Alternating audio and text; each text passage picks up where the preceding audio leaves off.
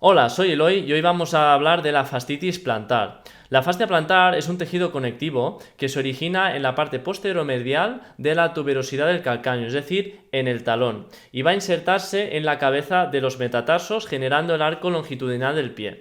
Es mucho más compleja su anatomía, aunque a grosso modo su descripción es esa.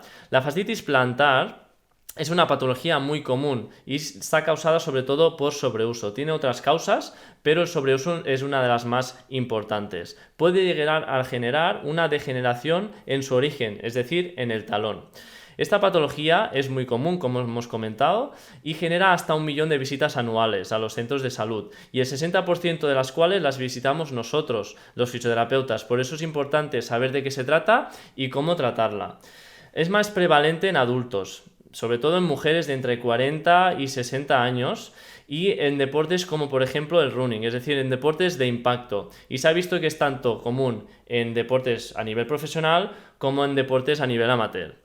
En cuanto a su duración, entre el 80 y 90% de las veces es autolimitada y tiene una duración de entre 6 y 18 meses aproximadamente, aunque en algunos casos se alarga algunos meses más. En relación al diagnóstico de la fascitis plantar, el diagnóstico se realiza sobre todo a través de sus síntomas. Sabemos que la fascitis plantar genera dolor en la parte anteromedial del talón.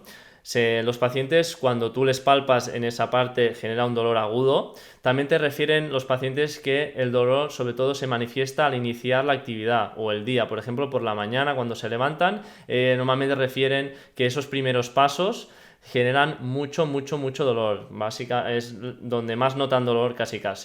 A partir de ahí, cuando la paciente o la persona va iniciando la actividad, parece que ese dolor va siendo más controlado. Está allí, pero es más controlado. También tienen dolor en bipedestación prolongada, por ejemplo, en una cola de un supermercado, los pacientes refieren que si están quietos un rato, parece que les va aumentando el dolor.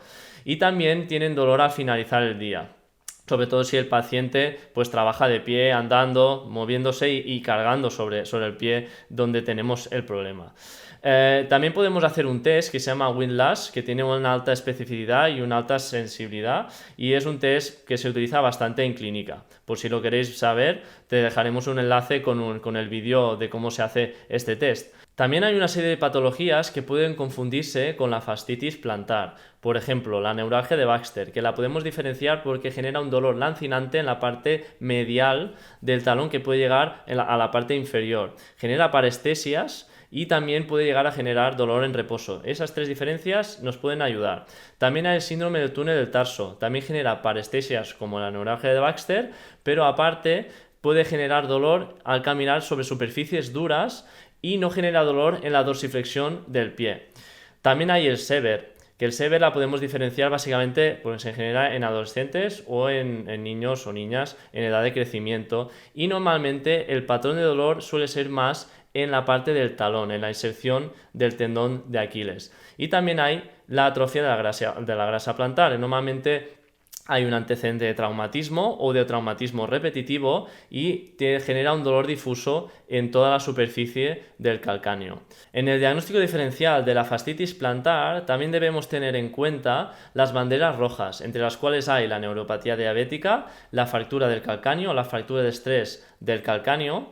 También hay el tumor óseo, la enfermedad de Paget, y también hay la rotura total de la fascia plantar. Muchas de ellas se generan por traumatismo o tienen que tener antecedentes de un traumatismo severo. Y el resto también las debemos tener en cuenta para derivar, que también es parte de nuestra faena. En relación al tratamiento, es importante sobre todo el ejercicio o los estiramientos. De hecho, se ha visto que los ejercicios de fortalecimiento del pie son incluso más importantes que los estiramientos para el tratamiento de la fascitis plantar.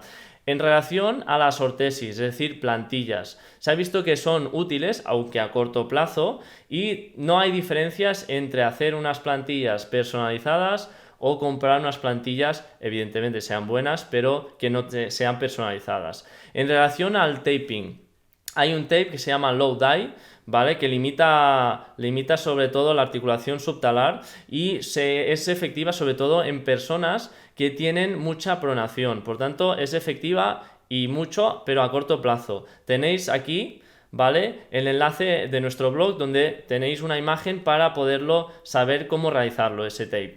Aparte de eso, la punción seca, que se hace mucho hoy en día, se aplica mucho, es efectiva, pero todavía no hay mucha investigación al respecto.